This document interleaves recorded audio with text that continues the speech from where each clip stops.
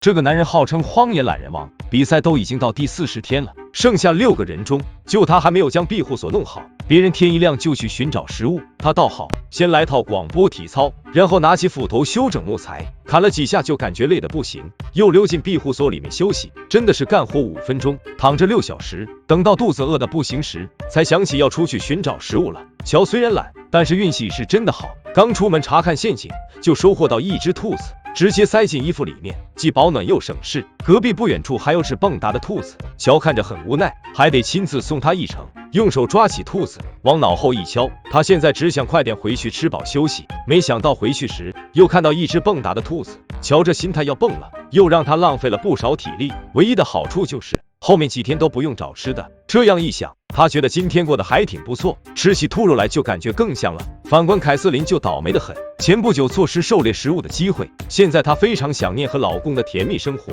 平时2人会去高高一起做运动，为了不被孤独感影响，凯瑟琳只能通过干活让自己忙碌起来，同时需要大量的食物补充。让他没想到的是，附近有猞猁出现的痕迹。有个好消息是陷阱抓到兔子，坏消息是兔子被猞猁吃了，这可把凯瑟琳气坏，剩下的部分都不能吃，立刻赶往其他陷阱查看。果然看到陷阱上就剩下兔毛，这比老公藏私房钱还要生气。看着营地就剩下一只兔子能吃，凯瑟琳忍不住又哭了出来。现在满脑子都是跟老公快活的日子，她在考虑要不要退赛了。还有一个倒霉蛋，那就是马克。夜里营地着起了火，他赶紧将着火部分清理干净，忙碌了大半天，总算是将庇护所保住了。马克还很乐观地说，刚刚只是在举行篝火排队，就是今晚要顶着寒风休息了。他从来没想到自己会碰到这事，虽然说这火差点就要把马克烧退赛，但是转念一想，能重新将房子翻新，那不是也挺不错的吗？天一亮就开始收集材料修补，苔藓那些马克是不敢用了，替换成防水布盖在上面。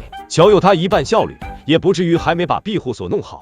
你知道吗？在北极圈得罪谁都不能得罪狐狸，不然连法外狂徒张三也要进局子喝茶。所以当阿莫斯看到营地附近有狐狸足迹，可把他愁坏了。这小可爱抓到又不能吃，还得担心食物被偷吃，现在只希望陷阱能给点力了。夜里经常能听到狼吼声，为了安全起见，阿莫斯制造了一把长矛，不求把狼群留下，只求不然他们冲进营地里。外面突然传来叫声，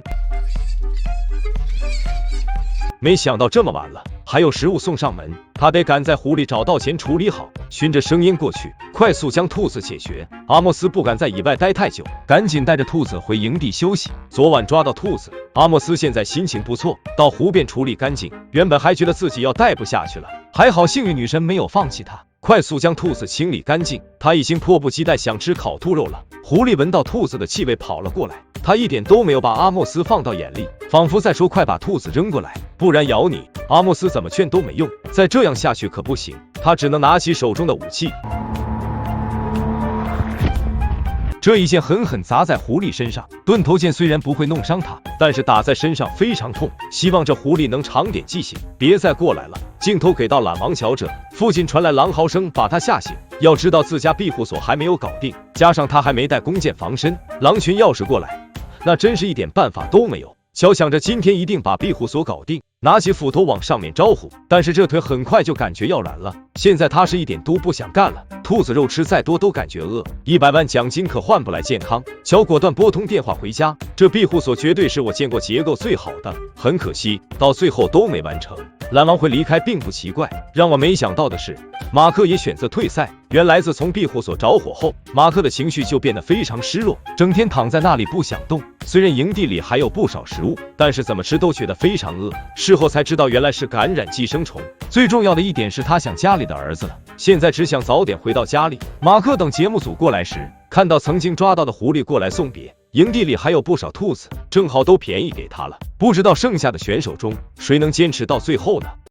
这个嬉皮笑脸的女人叫考利，她正用豪猪的皮毛装扮成豪猪，每月为是在纪念她。豪猪听到肯定会说，你礼貌吗？她同时也可能是众多选手中唯一坚持每天刷牙的人。节目组也是抠，只给牙刷不给牙膏，她只能弄点云杉放嘴咀嚼，牙齿确实要比其他人要好。虽然考利之前抓了很多兔子时但是体重一直在下降。为了摄取到更多的脂肪，他需要豪猪的帮忙。雪地上除了豪猪的足迹，还有狼的，这多少也让他觉得有点发愁。他可不想追踪豪猪时碰到狼，越往里面走，痕迹变得越杂乱。很快，豪猪的足迹都被兔子覆盖，根本看不出豪猪往哪里走，只能回去将煮点兔肉吃。考虑现在满脑子都是豪猪肉的美味，他特别想邀请家人们一起到户外烧烤。这边的风景非常好，待在这里整个人都特别舒服。但是如果要考虑在这里求生，那就是相当折磨人的地方。他也不知道自己能待多久，只能待一天算一天了。凯瑟琳同样是这样想的。这里的环境非常美，但是同样非常危险，随时都有可能出现意外。虽然每天都会想回家陪老公，但是她已经调整好心态继续挑战。大家可能不知道，自从上次被蛇里抢走兔子后，凯瑟琳将陷阱的数量翻了一番，差不多弄了200多个套索陷阱。她就不信这样还吃不到肉。凯瑟琳刚进入丛林没多久，就看到有陷阱被触发了，凑近一看，是一头完整的兔子，这实在太棒了。他觉得今天肯定会大丰收，果然就在隔壁没多远，又看到一只兔子躺在那里。好家伙，倒霉蛋凯瑟琳终于要转运了。今天一共收获到3只兔子，这些能让他吃上好几天了。熟练的将兔子处理干净，久违新鲜的兔肉终于能吃了。不过并没有什么脂肪，如果想待得更久一点，需要找到更多的食物才行。不知道谁能坚持到最后呢？